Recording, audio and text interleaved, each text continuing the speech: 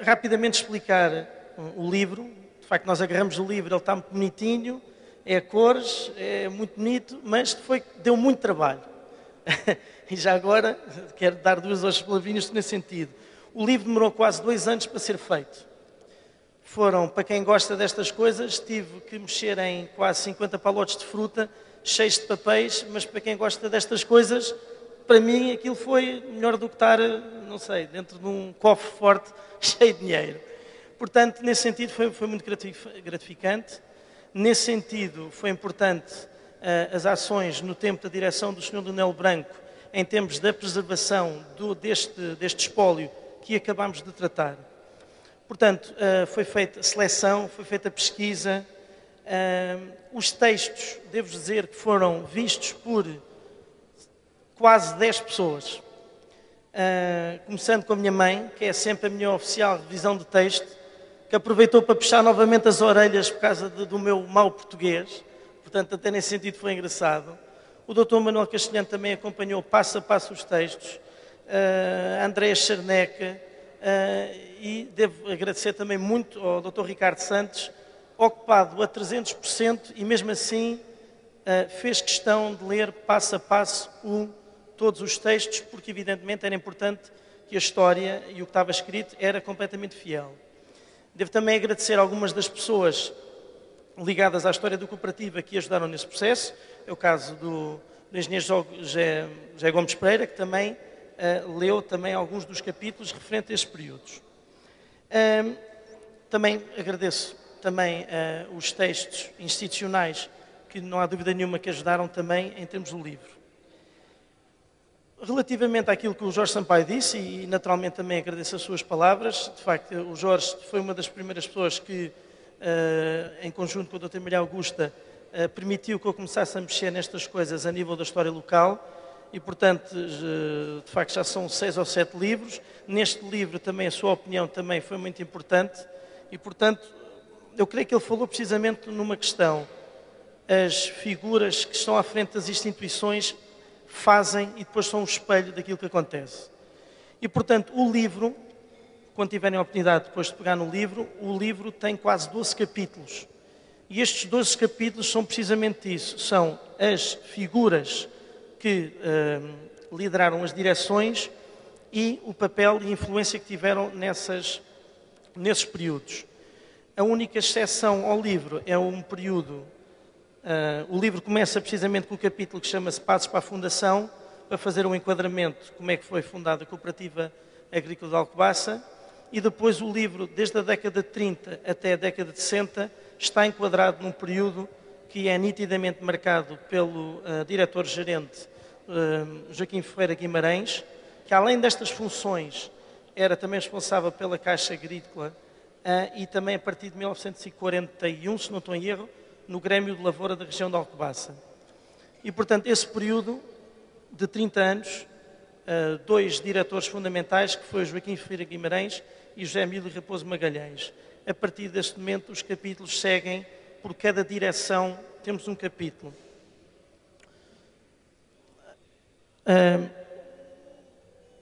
Duas ou três conclusões sobre o livro.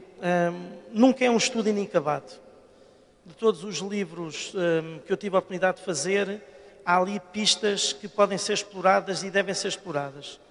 Aliás, deu para perceber pelo seminário que tivemos a oportunidade de estar presente hoje da parte da tarde, que a multidisciplinaridade e a ciência faz cada vez mais parte em termos da ótica desta direção, em termos de conhecer o que é agricultura. E só para vos dar um dado curioso, por exemplo, era interessante perceber, nós temos toda a documentação relativamente à primeira campanha de fruta de 1972 na antiga Estação Fruteira Natividade, e o objetivo é tentar fazer o confronto com os valores e os fatores de produção naquele tempo comparativamente com hoje, precisamente para perceber o que é que se passou aqui no espaço de 30 e tal anos. Quando digo que o livro também serve para compreender o passado, mas também pensar no futuro, é curioso que em 1932 uma das mais importantes campanhas de trigo foi na região de Alcobaça. Hoje em dia a gente fala de trigo, não vamos certamente falar em Alcobaça. Portanto, isto também é interessante para perceber que, em termos do passado, há aqui caminhos para o futuro, quando precisamente hoje em dia estamos a tentar aqui procurar culturas alternativas para os terrenos agrícolas. Uma coisa que o António Maduro falou e com toda a justiça, a Alcobaça, do ponto de vista agrícola, deu cartas e tem todo o fundamento por direito histórico de continuar a dar. Não há dúvida nenhuma que entre a década de 30 e 1960, eu até dei o termo Alcobaça agrícola. De facto, é uma caracterização sociológica perfeita para aquilo que foi Alcobaça. Estava precisamente a lembrar que António Ferro, quando foi os Jogos Florais de 1946, que foram aqui realizados no Mosteiro, falou em duas coisas específicas, tirando o Mosteiro. Era a loiça e era a fruta. Portanto, isto diz tudo do que era a representação durante esse período e durante muito tempo. E nesse sentido, se Alcobaça foi uma terra fortemente agrícola, com esta caracterização, a cooperativa agrícola foi o ponta de lança para todos estes assuntos. O Dr. Castelhano já disse, e com razão, era um Estado dentro do próprio Estado. O orçamento ultrapassava o orçamento da Câmara Municipal. Joaquim Ferreira Guimarães, em 1942, é convidado para Presidente da Câmara de Alcobaça. Portanto, e como sabemos, nesse tempo, as figuras eram escolhidas a dedo. Neste caso, foi escolhido por causa do seu rigor e do seu profissionalismo impecável. 80 anos também é um período para podermos fazer balanços. E nesse sentido, já foi aqui referido por várias vezes, duas figuras, de facto, são muito importantes e, de facto, são figuras centrais do século XX de Alcobaça. José Emílio Raposo Magalhães e Joaquim Ferreira Guimarães. Eu creio que muito podia ser dito destas duas figuras. São duas figuras, aliás, que eu estou muito lentamente a preparar obra nesse sentido, porque é importante, de facto, perceber o legado destas duas famílias. No caso de Joaquim Ferreira Guimarães, é de referir que as obras, aliás, das poucas últimas obras que inaugurou, as atuais instalações da cooperativa, ainda hoje em dia são utilizadas pela cooperativa. Portanto, estamos a falar de alguém que deixou e ainda estamos a utilizar o património que foi feito nesse período. Quero agradecer à Ana Alves pelo design, é designer do livro, com muita paciência, novamente, foi possível, nem sempre é fácil pegarmos nos documentos, pegarmos nas fotografias e pô-los no livro, não é um trabalho fácil. E nesse sentido, creio que a Ana conseguiu novamente essa tarefa. A todos os particulares que emprestaram documentos, fotografias, é um primeiro passo. Eu gostava muito, aliás, que continuassem a acreditar na cooperativa agrícola como fiel depositárias em termos de podermos ter acesso a uma série de documentação que existe e que tem que ser dada continuidade de preservação. Quero naturalmente agradecer também a todos os funcionários da Cooperativa Agrícola de Alcobaça. Não houve um único funcionário para realizar o meu trabalho, seja qual fosse aquilo que fosse preciso, que não teve disponível.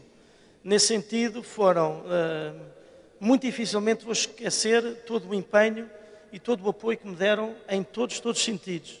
Ora, não saber ligar uma impressora, ou era preciso um papel, tiveram 100% disponíveis, uma equipa extremamente profissional. Quero agradecer também a uma pessoa que, de alguma forma, permitiu que este livro fosse possível. É o Dr. Gonçalves Sapinho. Foi ele que fez a apresentação, apresentou-me ao Dr. Castelhano. Estou muito grato nesse sentido, continuarei muito grato nesse sentido. Sempre esteve disponível para todas as publicações relacionadas com a história local e, portanto, nesse sentido, não quero deixar de agradecer nesse sentido. Da mesma forma que devo dizer que todo o trabalho que tem a ver com a história local também tem sido prontamente acolhido pelo Dr. Paulo Inácio, Presidente da Câmara, em termos de publicações relacionadas com a história local. Portanto, nesse sentido, felizmente que outras instituições além da Câmara, como é o caso da cooperativa, tem acolhido esta oportunidade para a história local estar disponível. Ao Dr. Ricardo Santos, agradeço novamente. Obrigado, acho que é mais do que suficiente. Ao Dr. Castelhano, é fácil os meus agradecimentos. Foi certamente uma das pessoas que aprendi mais em tão pouco tempo em termos de trabalho. Com o Dr. Manuel Castelhano é muito simples. 1 mais 1 é 2. E ponto final. E nesse sentido, como já disse várias vezes, acuso-me a mim próprio às vezes de uma falta de disciplina que de facto nós do ponto de vista humano temos que ter e é importante. E nesse sentido o Dr. Manuel Castelhano, embora com muito rigor, mas também com uma capacidade humana fabulosa, tremenda, e num momento onde também precisava de um emperão e um busto em termos de vida, o Dr. Manuel Castelhano deu-me essa oportunidade, embora sei que certamente vou ser avaliado pelo livro, ainda vamos fazer a avaliação, se tudo correu bem, mas nesse sentido pode contar comigo, tem essa noção, sabe que quer dar continuidade em termos destes estudos sobre a história agrícola, e, acima de tudo, pormos, de facto, todo o espólio que existe ao estudo dos outros, ao nível das universidades, ao nível dos grupos de estudo. Por fim, só tenho que agradecer a todos os agricultores de Alcobaça e em geral. Sem eles, este livro não era possível, quer dizer, não era possível fazer este livro sem haver todo este trabalho do passado, do presente e certamente aqueles que vamos ter a oportunidade de ver no futuro. Portanto, quem merece de facto uma salva de palmas em termos do dia de hoje é os agricultores. Obrigado.